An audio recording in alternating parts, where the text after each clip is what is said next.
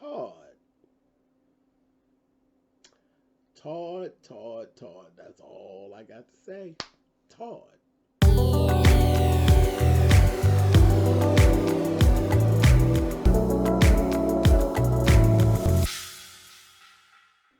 Hey guys, thanks so much for clicking on the video. This is my review for Real Housewives of Atlanta. This is season 12, episode 20. And yeah, I just kind of, the last thing just struck me and I said, oh boy, all I have to say today is Todd. Just very interesting, very telling. I've been running around here and looking and watching and saying something's going on with Todd, but I just couldn't put my finger on it. But I got my whole hand on it today, so we're going to talk about it. All right, let's go. First things first, Greg and Nene. Nene just came on back.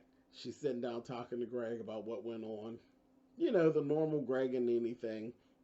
And Greg says, listen, it is what it is. Whatever you and Kenya got going on, child, you extended an olive branch. She didn't take it. Move on. You know, it's funny. And I was looking at Greg. Greg is still Greg. So that's all you were going to get from Greg. Period. Talk to himself, and he ain't going to disagree with Nene. He ain't going to totally agree with any bad behavior that she's done. But he's just going to tell you to move on because that's just Greg. We love Greg. It is what it is. Moving on. Todd and Candy. So, all right. What's going down? Candy's leaving for 10 weeks. In 6 weeks, the baby is due. We got to really see, we kept hearing Candy throw out little bits and pieces about how Todd feels about this sex scene that she has to do. Now, originally when she put in for one role that she didn't end up getting, she was playing a lesbian. And she had a lesbian scene to do. Todd was okay with it. Now, she ended up with a role where she's not a lesbian. She's actually a heterosexual woman, and she has a love scene to do and shoot with a male. Todd is very, very uneasy about it. And it's so funny because they are so sexually, I don't want to say fluid, but they're just so high sex, them. You know, and so they're so open that it shocked me. It shocked me. And I said, wow, I said, Todd, he really is uneasy and you can actually see it. And the closer it gets to time, he's really kind of bothered by it. And it really shocked me. I'm really shocked by that. But, okay. I mean, listen, I'm not going to sit and say I don't understand it. Because I've told y'all before, I am a very selfish lover. Very selfish. I don't intend to share, period, on purpose. So, anyway, I get it. They talked about marriage counseling, pre-problem.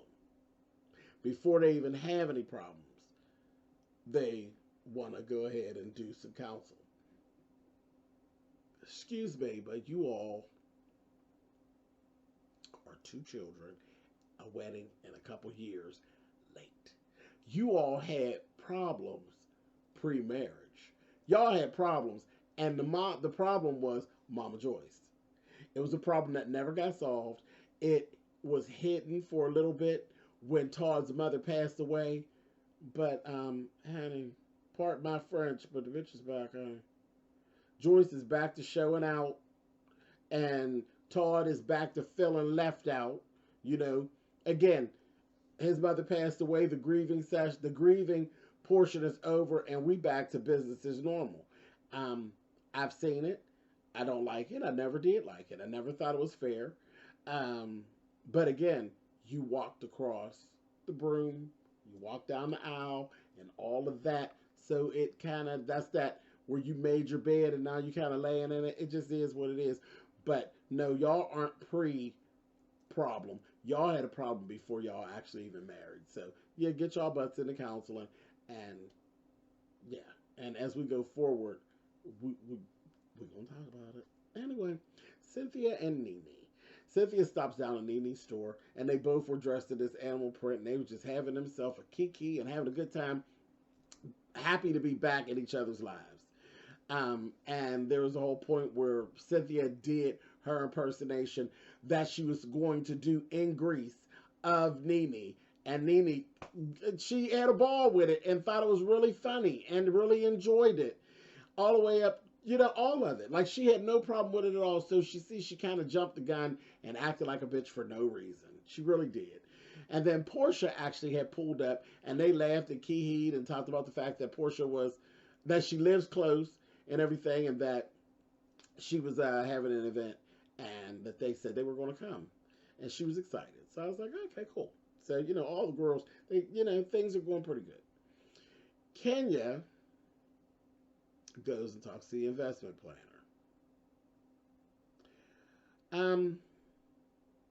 She's still talking like she's not certain whether it's a separation or a divorce. Honey, that man don't like you.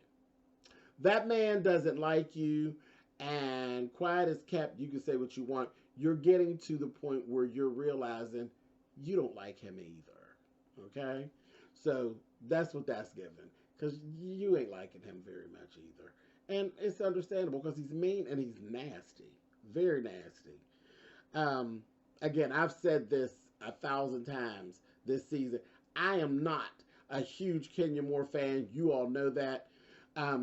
She's Kenya. Kenya's Kenya. She makes great TV. She's a beautiful woman and all of that. But her and I would clash. We just wouldn't be, we wouldn't vibe well together. Just the way that she sees things and the way that she does things. Kenya be off the chain. So we wouldn't do well together. But she doesn't deserve any of the treatment that Mark gives out. Screw Mark. Mark is nasty. Nasty. And I think he's attractive and all of that. But his behavior really points out the things that are unattractive about him. And at the end of the day, he's just like a leper, honey. He's nasty. Very, very nasty. Anyway, moving on. Everything is going to go to Brooklyn. Her Aunt Lisa is going to be over it. And Mark has no access, which is the way things should be. And that's, she got to get that all in motion because they don't have a prenup. But, yeah, the way he talks, you don't want him to have his hands on everything you work for. Girl, get out of here. So you're doing the right thing. Moving on. So we had this little scene after Candy had got gone and did her little stuff. She's been gone for a little bit. And it was with Ace. And y'all know I just love, seeing little Ace. I think he is made for the camera. And I hated this scene. I hated it. I hated it. I hated it. I hated it so much. This is the first time that I felt like Ace has been put into a position where he was forced to do a scene, and I felt it was very mean. I felt as though Ace was okay with Candy being gone, and he had been dealing with it fine. But when they forced this scene, it brought the separation of him and his mama to light for him. And it seems as though the little light bulb clicked, and he really got it like, wait a minute, this whore ain't been... And then he really missed his mother, and I just hated it. It was just so mean because they literally really pushed for this scene. And you can tell they pushed for this scene, and they made this little boy sad. He was truly sad. I mean, there was nothing reality TV about this. This was true, live, a baby being sad who wasn't sad before you forced this scene. He was okay with his situation, I believe. And then it just pushed it to the light. His little light bulb went off, and little Ace had an aha moment. Like, I ain't seen my old goddamn chick, honey. And I just hated that scene. I really hated it. And I think, knowing Candy the way that we've learned Candy, I bet Candy cried her goddamn eyes out after that scene wrapped and she turned that phone off. I would put money that Candy cried her eyes out and regretted putting her baby in that position. I would put money on it. Put money on it. I bet she regrets that. Anyway, moving on. And Todd probably too. You know, because Todd's in a space. Todd ain't happy, y'all. Todd is not happy at all. At all. We'll talk about it. Eva and Cynthia. Eva goes over. We got to see Eva's mama and the new little baby. Child, that little baby is just as grown. And I said, look at him sitting up there looking like, he looked like a little lawyer or something, honey. Like he done been here before. He looks just like his daddy, honey. And he did. He just was controlling the scene, honey. He's sitting there. I said, look at him, honey. Like a little lawyer. I said, give him a newspaper, honey. Give him a newspaper. But yesterday, you know, we got to see the baby and everything. And they got their house situation together. And they'll be moving in very soon. And all of this kind of thing. So that was really, really cool. Cynthia, I get, Cynthia actually does have friendships with the girls. I don't, you know, she's built friendships with the show. So it's always good to see, you know, even though she be in the midst of stuff, but she's actually built relationships in this show. So, you know, good for you, Cynthia. You stay busy. She stay busy. She's the she's the thread that holds everything together pretty much. She's the one that you see the most of is Cynthia. Anyway, Portia had a speaking event for the March of Dimes, and it was all about birth issues and losses. Okay, so miscarriages, postpartum, just issues that are wrapped around birth for women. It was very powerful. It was a very beautiful event. Even Marlo ended up opening up and saying some things and telling some things. And, you know, we're really starting to see another side of Marlo. You still ain't getting a peach. But they're definitely humanizing Marlo, which is very sweet. And I think, actually, her nephew's coming into her life. I don't think that that's a put on. I think it really is changing her life. And it's changing her as a person. And it's something that's really beautiful. I think she is enjoying the time with the children. It's softening her. Kenya and Shamia shared a little moment. And it was funny because nobody even actually realized that Kenya and Shamia had actually grown to be kind of as close as they are. Even Tanya shared a little moment. It was nice. It was a very nice event. Portia did a good job. Yeah, she did a good job. Moving on. There was a little thing in there right in the beginning where Nene has showed up and was like, yeah, child, there's some vlog stuff out there saying that Mark has had multiple affairs. And they were saying, I don't know about that. That don't seem true. And they kind of deemed it as being fake news. But I got a feeling that's not the last we're going to hear of that. So I'll be keeping my ear to the street and keeping my eye on this show with that. Kenya met with her Aunt Lisa. And she, you know, they just had a little scene basically reiterating what was said at the financial planner and all of that. Listen, when she said that she is not allowed to speak to Mark's parents, so she doesn't have a relationship. Her and Brooklyn, they don't have a relationship with Mark's parents. Girl, everything about this marriage is a joke. And you need to run for the hills, Savannah. It's all a joke. I'm done with it. I'm not even getting ready to hover in that. That's a freaking mess. Moving on. Let's talk about Todd and Candy.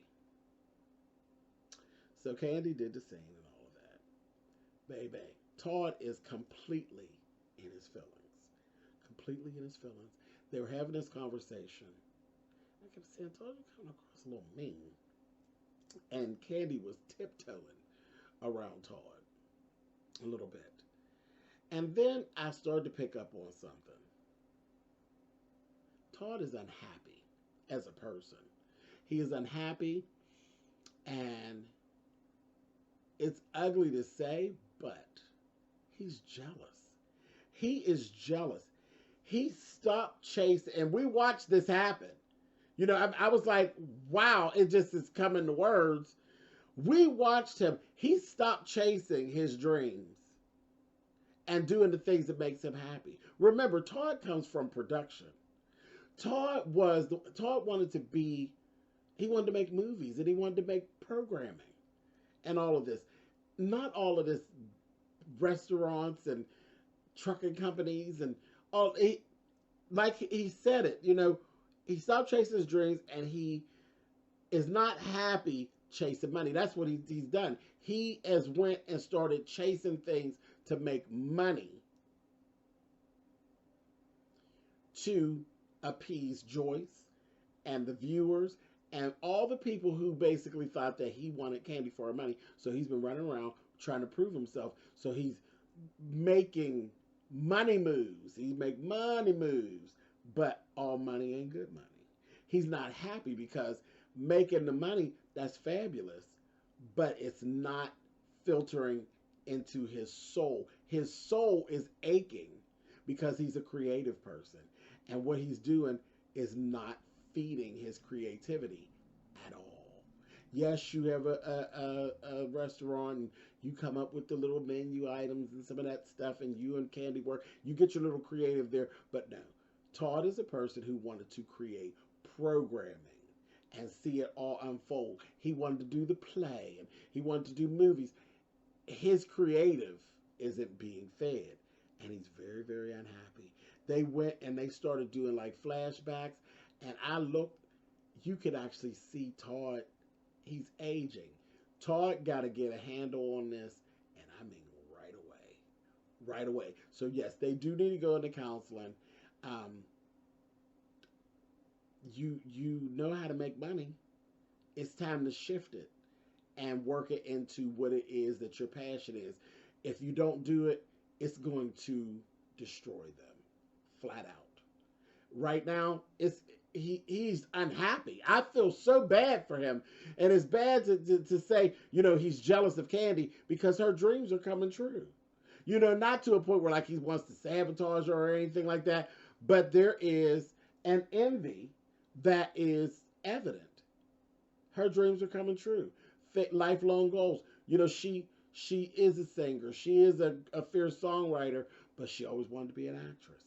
And those doors are starting to open, and he's just sitting around watching it. And he has dreams, and they are not being met, and they're not even working toward them. You know what I mean? So, yeah, they better get a handle on it, baby. And that's why I said in the beginning, and I didn't mean it in a bad way. It's really, I feel sorry for him. I'm like, Todd. Been there, done that. I've been, in a part of life where I wasn't doing what makes me happy, and it does make you miserable, and it sucks. It sucks. So, feel sorry for old Todd, but he's smart. Candy's smart. Candy does love Todd, and Todd does love Candy, and I feel like they can fix it. That family dynamic, that ain't never gonna be fixed. I think there's going to come a time when he just says, fuck your family. And that's just going to be it. It's going to end abrupt. You know what I mean? And they're going to learn to just kind of, it is what it is. He going to give them the old shoulder shrug. But I believe Candy and Todd can fix their stuff. And I hope they do. I like them as a couple. So, it is what it is. All right, you guys. I'll talk to y'all next week. Later.